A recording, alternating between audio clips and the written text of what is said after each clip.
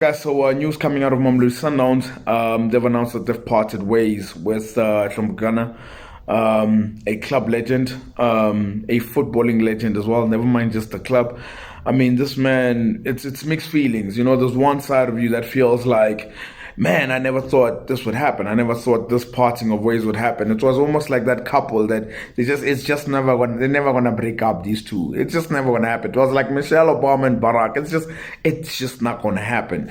And then the other side of it, you sort of feel like the time was coming. I guess the time was coming, and it's happened with players before, even players that we've seen in the past, where eventually they have to part ways with the football club as well. So you sort of understand, and especially considering what happened last season with the amount of minutes that he saw, he didn't see much. So you could see that the end is coming eventually with his time at Mamelodi Sundowns. But what a player that he's been to Mamelodi Sundowns. I think even Sundowns would admit that the impact that he's had is they didn't think it would be that big, and that's how much of a big footprint that he's left behind. The moments that he had in a Mamelodi Sundowns jersey, the achievements that he's had in a Mamelodi Sundowns jersey. And the one thing I love about Hlompho Kekana, and I guess that describes him the best way, is this man will score a great goal. You know, he'll score a great goal. Whether you talk about Cameroon, the one against Cameroon, whether you look at the one against Pirates, whether you look at the one against Cape Town City, there's just so many of them. You know, he'd score an amazing goal. And after that game, after winning the titles, after winning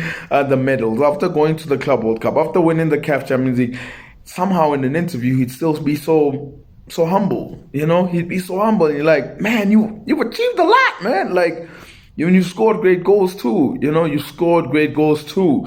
But that's the man that he is. He's so humble. One thing that I noticed as well with the Gussy's interviews leading up to this, he never really expressed that he wanted to retire. So perhaps we might still see him playing football again. And once he becomes match fit, I think he can be a serious player for any club within the DStv Premiership. And even just never mind what he does on the pitch, just the character he would be in the dressing room, I think he would definitely add. And I hope to see him again on the field one day. But I guess this time was coming.